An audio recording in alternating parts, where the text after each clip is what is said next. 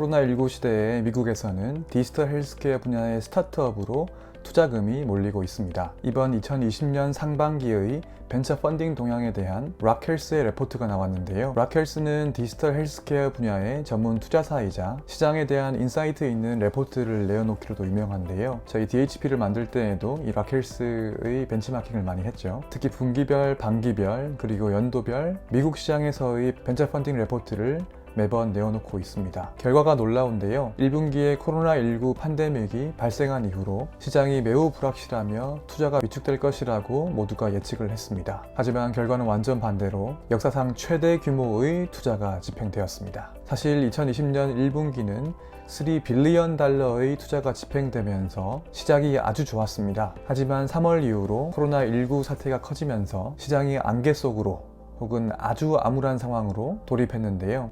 오히려 디지털 헬스케어 분야에서는 2분기에 2.4 빌리언 달러가 추가로 투자가 되면서 2020년 상반기에 총 5.4 빌리언 달러의 사상 최대의 투자가 이루어졌습니다. 레포트의 제목 그대로 이 전례 없는 시기의 전례 없는 펀딩이라고 볼 수 있겠는데요.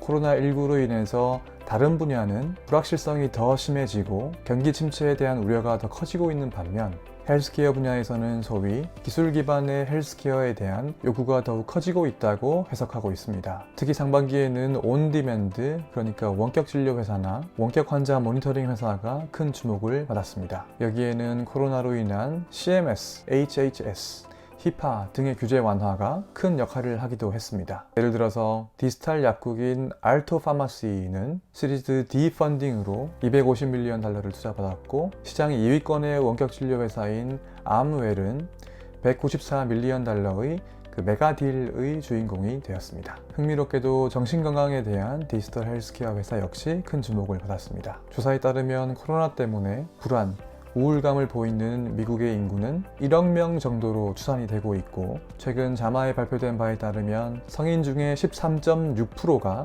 심각한 정신적인 스트레스를 보이고 있다고 합니다. 이 수치가 2018년도에는 3.9%에 불과했던 것에 비하면 큰 폭의 상승입니다. 그럼에도 불구하고 사회적 거리두기와 락다운으로 인해서 기존의 정신건강 서비스가 불가한 상황이기 때문에 그 대안으로 디지털 비헤이비어럴 헬스 같은 서비스들이 떠오르고 있는 것이죠.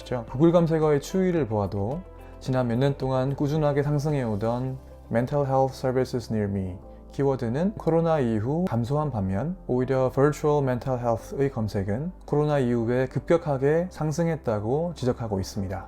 또한 이번 상반기에는 전체 펀딩 중에서 이 분야에 대한 투자가 11%의 규모로 사상 최대의 비중을 차지하기도 했습니다. 또한 디지털 비헤이비어럴 헬스에 대한 투자 건수도 27건, 투자 규모도 600밀리언 달러에 달하면서 사상 최대를 기록했습니다. 관련해서는 디지털 표현형의 대표적인 사례로 제 책에도 소개했었던 마인드 스트롱이 100밀리언 달러, 마음챙김 명상 스타트업인 헤드스페이스가 시리즈 C 펀딩으로 140밀리언 달러, 그리고 기업 임직원 대상으로 심리상담 서비스를 제공하는 리라 헬스가 시리즈 C 펀딩으로 75밀리언 달러의 투자를 받았습니다. 사실 이런 정신건강 혹은 이런 behavioral health 이런 쪽으로는 저희 DHP에서도 열심히 찾고 있으니까요. 주변에 좋은 초기 스타트업이 있으시면 많이 지원이나 추천을 해주시면 됩니다. 여기에 이메일로 보내주시면 되겠습니다. 이번 상반기에는 디지털 헬스케어의 분야에 대한 많은 투자가 일어났습니다만 하반기도 그러리라는 보장은 전혀 없는데요. 하지만 이번 락헬스 레포트에서는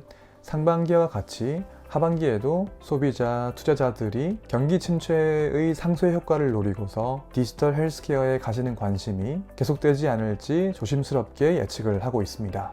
다만 시장의 불안정성과 불확실성이 더욱 커진다면 어느 분야든 그 영향을 비껴나가기는 어렵겠지만요. 과연 올해가 끝날 때에는 여기에 대해서 어떤 결과가 나올지 궁금해지기도 합니다. 락헬스의 펀딩 레포트는 다음 분기와 연말에도 나올 텐데요. 기회가 되면은 그때도 또 리뷰해 드리도록 하겠습니다. 감사합니다.